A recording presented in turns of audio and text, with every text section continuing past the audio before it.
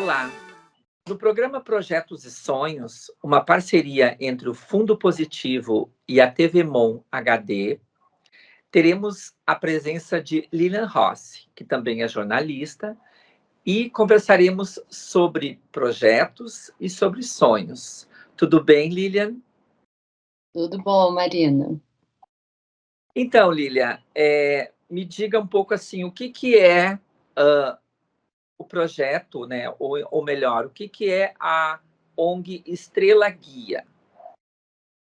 Então, vou contar um pouquinho da história. Na verdade, a gente reduz o nome, né? Chama-se Estrela Guia também, mas o nome da organização é Associação em Prol dos Direitos e da Cidadania.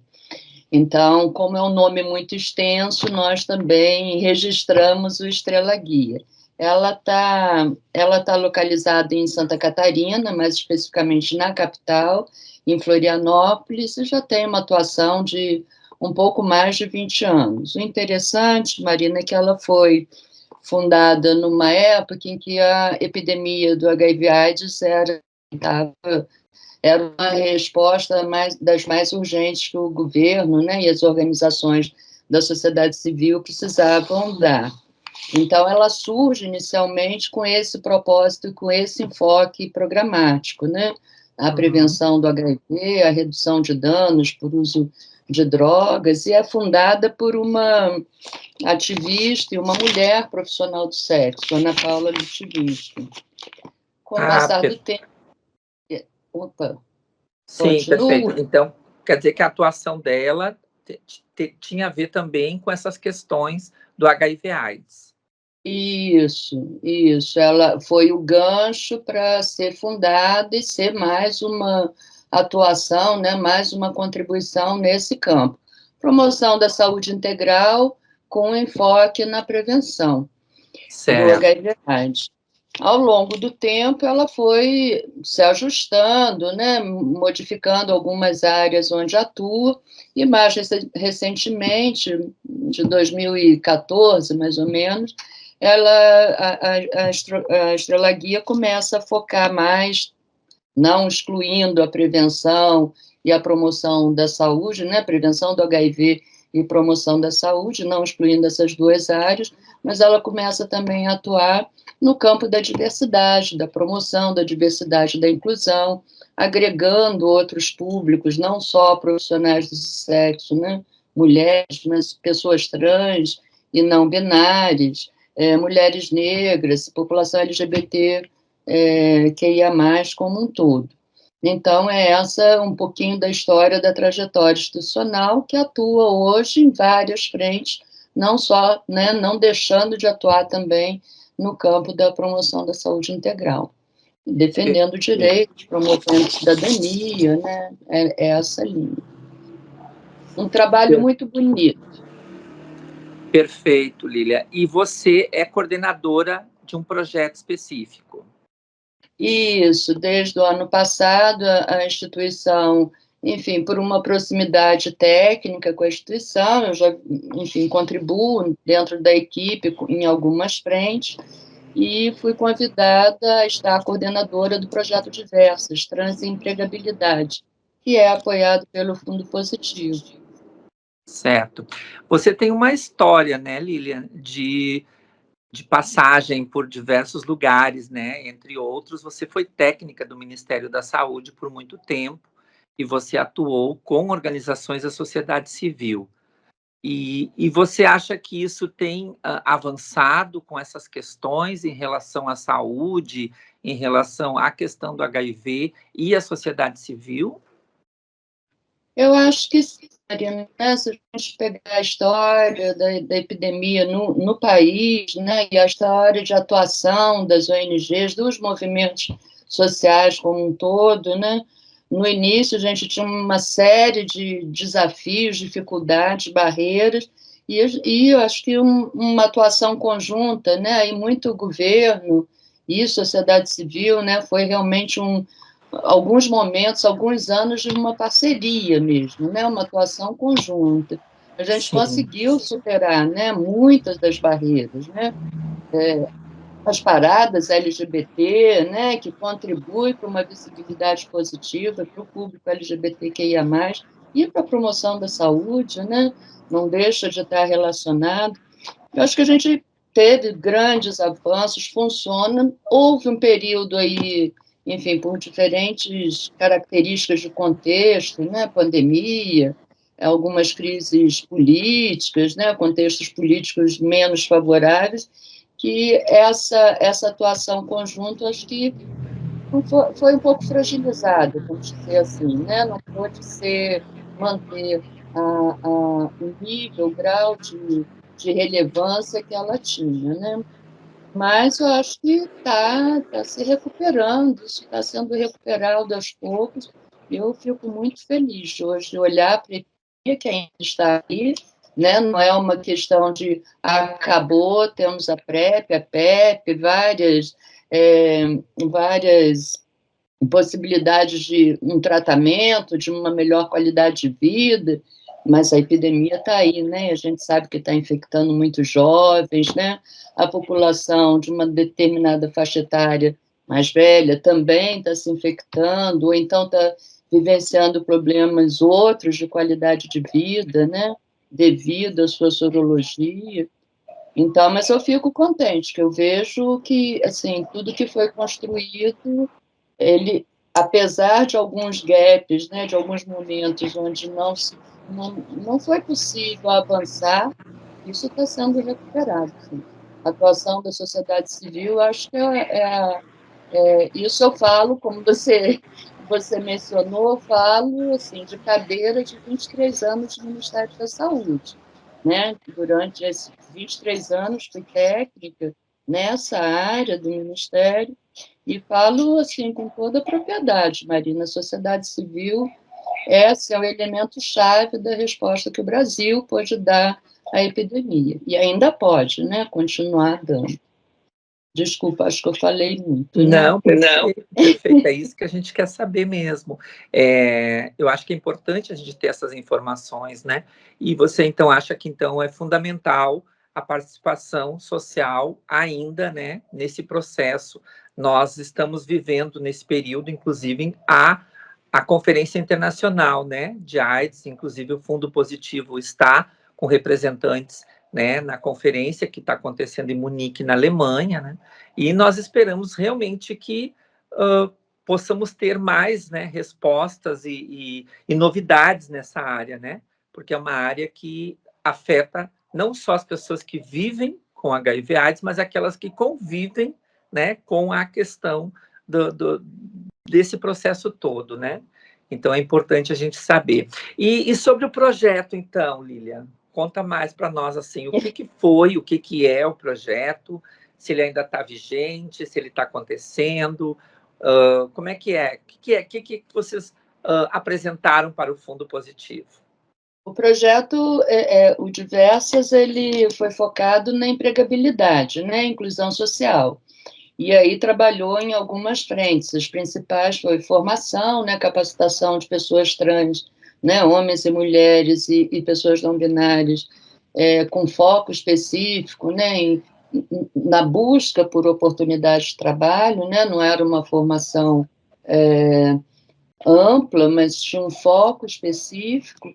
E uma outra frente enfim, tentar sensibilizar empresas, e aí localmente, né, você olhando apenas para Santa Catarina, alguns municípios-chave, sensibilizar empresas para que ofertem, né, vagas para esse público, mas, ao mesmo tempo, incluam a diversidade e a inclusão na sua pauta de trabalho diário, né, no seu contexto laboral, né. Esse era um grande gancho, porque, ok, a gente pode até ter uma empresa que não oferte hoje uma vaga, mas se ela tiver incorporado a diversidade e a inclusão, isso naturalmente acontece ao longo do tempo. O projeto em si, né, a parte formal, ele terminou agora esse mês, né, era um período de um ano de vigência, mas ações continuam, né, depois de você mobilizar empresas e o próprio público, você não, institucionalmente, enquanto movimento social ou enquanto ONG, você não deixa de continuar trabalhando, né? Então, tivemos isso, fizemos uma capacitação, foram 2 momentos, 2 turmas, e depois dessa capacitação, acompanhamos os alunos, né, ao longo do período, tentando auxiliar nessa busca por trabalho no mercado formal. Ao mesmo tempo, trabalhando com as empresas, o que é uma parte mais difícil, Marina. É. Então, é sobre isso que eu ia te perguntar, assim, qual é o impacto, né? Ou então, quais foram os achados que vocês encontraram nesse processo, assim? Marina, eu tomo a liberdade de colocar que um dos principais achados é assim, que talvez esse grupo populacional a necessidade maior não é a formação, mas é realmente a vaga. Eu trabalho com várias populações há muitos anos e a minha impressão primeira é que pessoas trans teriam necessidade muito mais de formação do que esse acesso. E, para meu espanto, diversas me mostrou isso, porque eram muitos dos alunos, ou quem buscava, às vezes não queria nem se inscrever no curso, mas buscava o projeto, né, um apoio qualquer, tinha muita gente formada. E isso não é só em Santa Catarina, no Brasil inteiro. Assim, muitas pessoas trans e não binárias com excelente currículo, já estruturado, né, com formação, seja a área que for, tanto um nível acadêmico maior quanto uma formação técnica. Né? A grande demanda era uma vaga de trabalho, né, que isso não se conseguia. Ao se concorrer, muitas vezes a pessoa é preterida em função de outras, né, que, enfim, que tem outras características. Esse foi um achado, que eu acho que é um trabalho que precisa ser estimulado, né, assim, não no público, né, mas nas empresas, no mundo empresarial, no mercado, né, de trabalho, de maior oferta, né, maior disponibilidade de vagas para esse público. Esse foi um grande achado. O outro foi em relação às empresas. Assim, eu vou te falar desse contexto que, enfim, de Santa Catarina, mais especificamente de Florianópolis, que já tem um contexto político um pouquinho adverso. Assim, não é totalmente favorável politicamente, não enquanto ações, mas politicamente não é um Estado que abraça muito a diversidade e a inclusão, apesar de ter uma cortina, né, e várias instâncias que lutam por isso. Né, mas você chega em algumas instâncias políticas, né, de governo, de gestão, e você enfrenta barreiras. E isso se espelha um pouco nas empresas. Às vezes, por uma questão ou outra, não incorporam muito bem essa questão da diversidade, né? Da diversidade, da inclusão, enfim, de você propiciar uma formação para um workshop, que seja uma oficina, que seja para os seus funcionários, que você olhe para os direitos LGBT, né? Porque são direitos humanos, né? Então, você olhe para eles também dentro da empresa. Esse foi um achado nessa perspectiva. Ainda acho que é um caminho bastante longo a se trilhar e que precisa ser trilhado. E se a gente não tiver aceitabilidade das empresas, a gente não consegue, né, a inclusão que a gente quer. Né? Não sei Sim. se tive... Então, a gente pode pensar que isso é um processo de transfobia também, né, nesse contexto, né? Sem dúvida, sem dúvida. Sem dúvida. Transfobia, né? Uma visibilidade que não se adequa à visibilidade concreta que se tem, né? Uma imagem que se faz de um grupo populacional que não é a realidade, né? Não espelha a realidade, né? E isso não estamos falando já não é de uma época vinculada à minha idade, por exemplo. São empresários novos, né? São Sim. pessoas novas, gestores novos, né?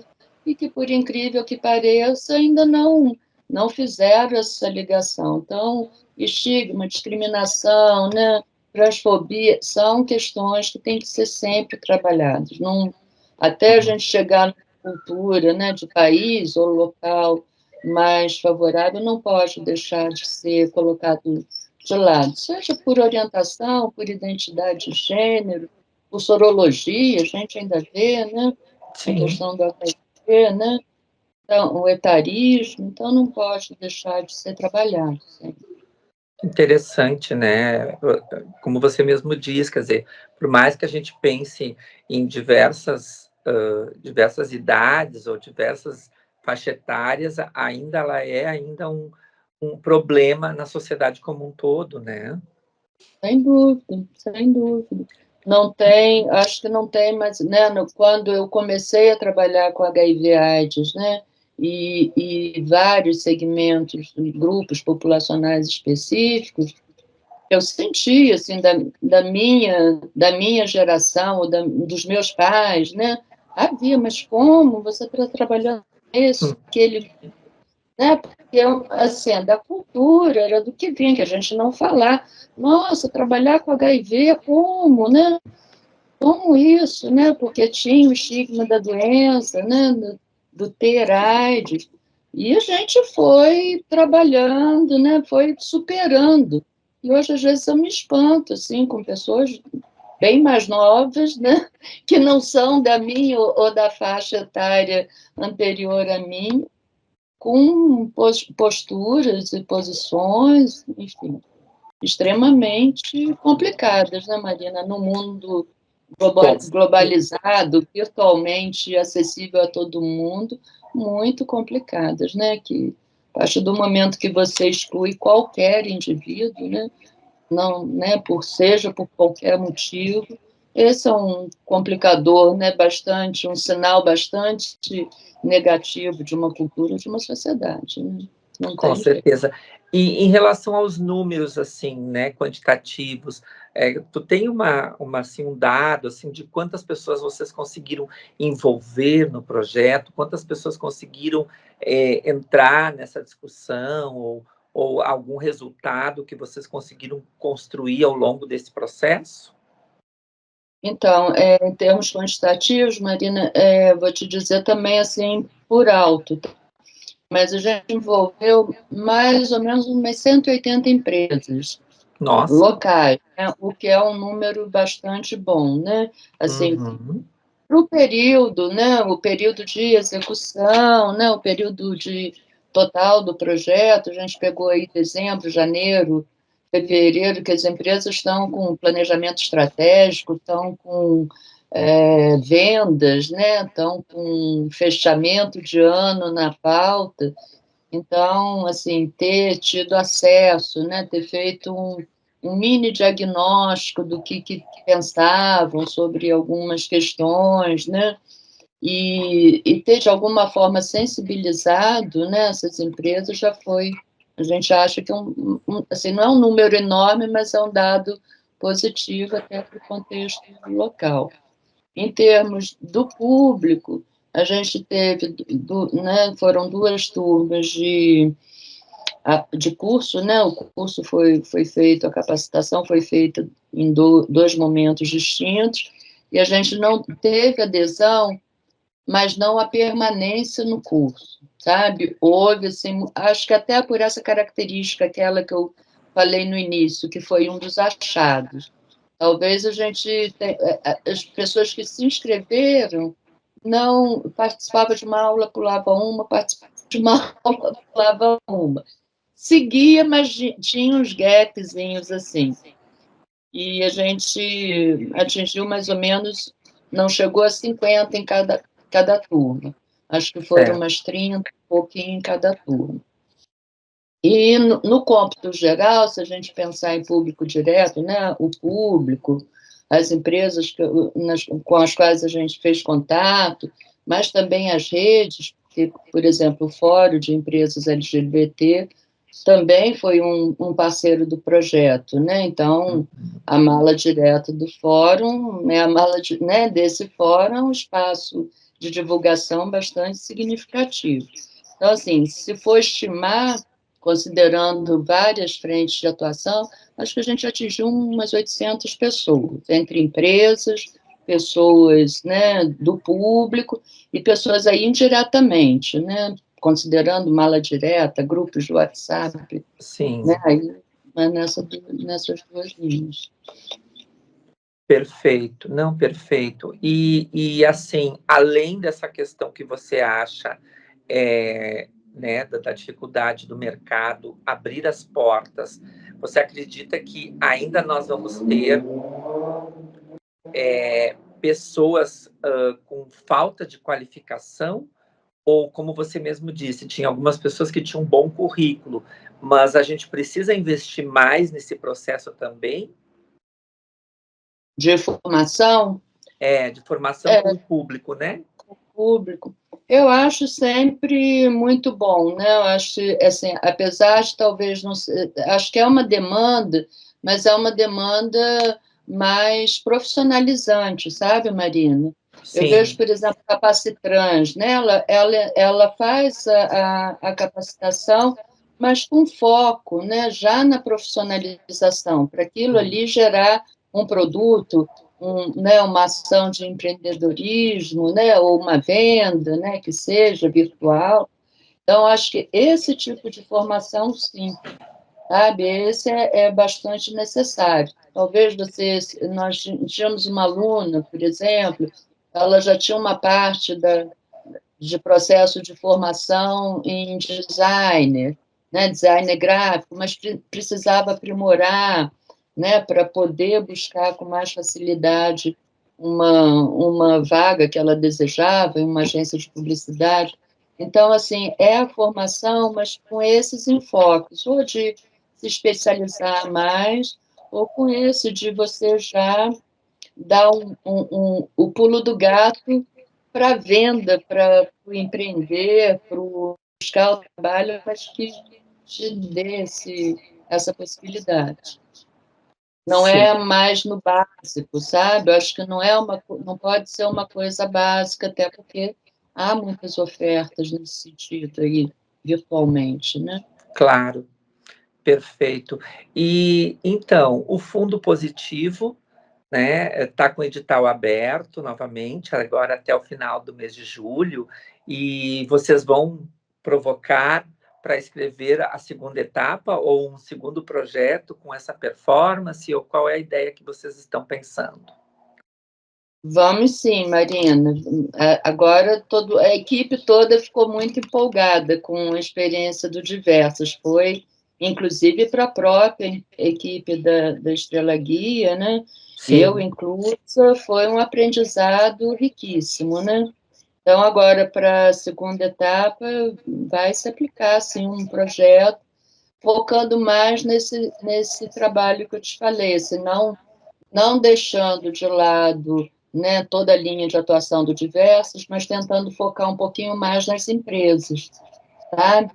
E aí a diferença maior é trabalhar assim, priorizar assim, pessoas trans, mas pegar o público LGBT de uma forma geral, porque a gente fez esse, esse retrato em Florianópolis, sobretudo, e tem outros municípios, o público LGBT empreende muito, sabe? Então, talvez ampliar um pouquinho o escopo populacional. Perfeito.